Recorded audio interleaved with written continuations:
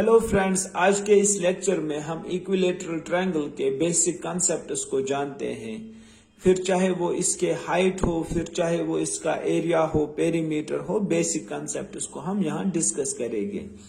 सबसे पहले आपको पता होना चाहिए ए triangle is a closed figure made up of 3 sides.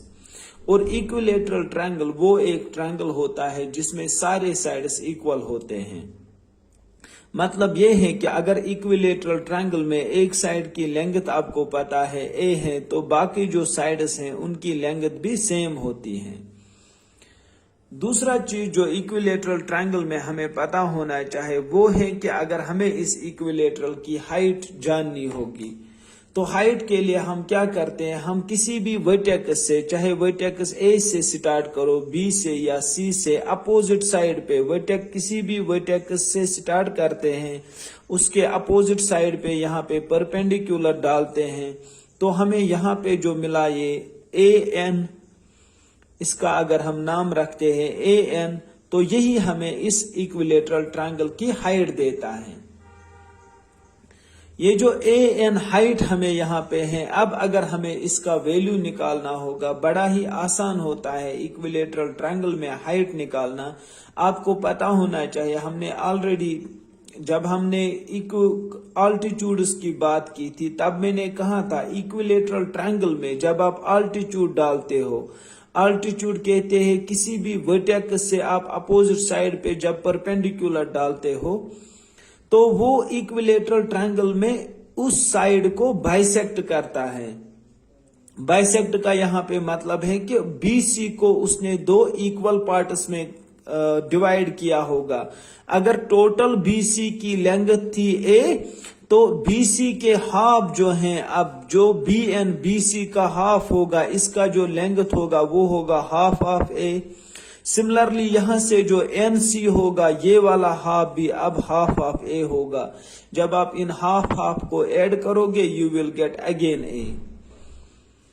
तो एक इक्विलेटरल ट्रायंगल में जब आप ऑल्टीट्यूड डालते हो किसी भी वर्टेक्स से, वो अपोजिट साइड को बाइसेक्ट करता है। क्या करता है? बाइसेक्ट करता है। नेक्स्ट चीज, अब जब आप ये जो आपके पास यहाँ पे एक राइट एंगल ट्रायंगल, छोटा सा राइट एंगल ट्रायंगल बना जिसका नाम मैं ए एन बी रखूंगा, इसमें हाइपोटेन्यूज आपको पता है ए है, इसमें बेस आपको पता है। अगर आपको परपेंडिकुलर ये हाइट चाहे आपको, आप इजीली इसमें राइट पाइथागोरस थ्योरम को इस्तेमाल कर सकते हो। पाइथागोरियन थ्योरम को आप इस्तेमाल कर सकते हो, जो हमारे पास कहता है हाइपोटेन्यूज का स्क्वायर बराबर होता है base square plus perpendicular square.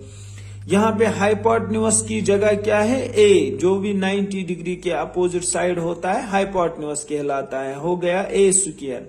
यहाँ पे बेस की जगह क्या है? 1/2a, इसका स्क्वायर, प्लस परपेंडिकुलर की जगह क्या है? h, which means h square. Don't confuse बेटा यहाँ पे कि h हाइपोटेन्यूज है, यहाँ पे h परपेंडिकुलर है। Which gives us when you solve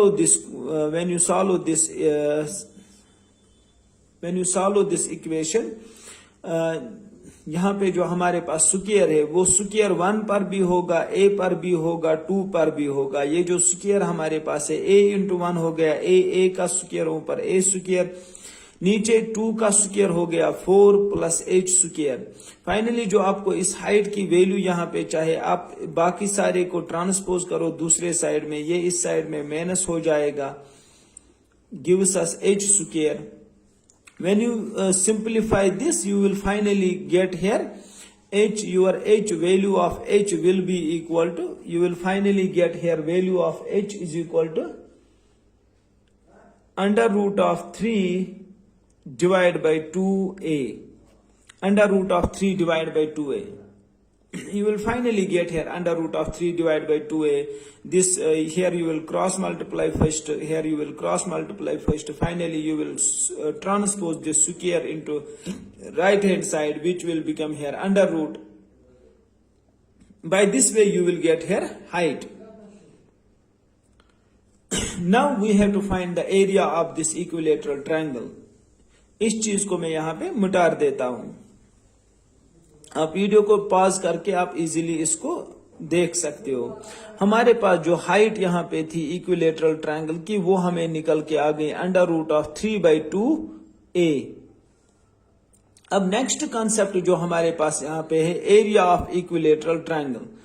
area of equilateral triangle अब आप इजीली निकाल सकते हो 1/½ ऑफ बेस इंटू हाइट। यहाँ पे हाफ ऑफ बेस हमारे पास टोटल जो इस ट्रायंगल की बेस है यहाँ पे वो a है, और जो हाइट इस ट्रायंगल की हमें मिल गई जो इसमें किसी भी वर्टेक्स से अपोजिट साइड पे परपेंडिकुलर डाला जाता है उसको हम हाइट कहते हैं। जब आप इस इक्वेशन को सॉल्व करोगे यहाँ पे a इंटू ए डिनोमिनेटर में 4 बन गया, 2 इंटू 2 4, a इंटू ए हो गया a² और साथ √3। दैट इज वाई इसको दुनिया वाले कहते हैं √3/4a²। Area of equilateral triangle बराबर होता है √3/4 साइड का स्क्वायर, जो साइड की लेंथ होगी उसी का स्क्वायर। साथ ही साथ आपको पता होगा जो पेरीमीटर इसका होता है इक्विलेटरल ट्रायंगल का, जो पेरीमीटर होता है किसी भी ट्रायंगल में पेरीमीटर होता है सम ऑफ ऑल साइड्स, तो इसमें तीनों साइड बराबर है इसीलिए दुनिया वाले लिखते हैं 3a।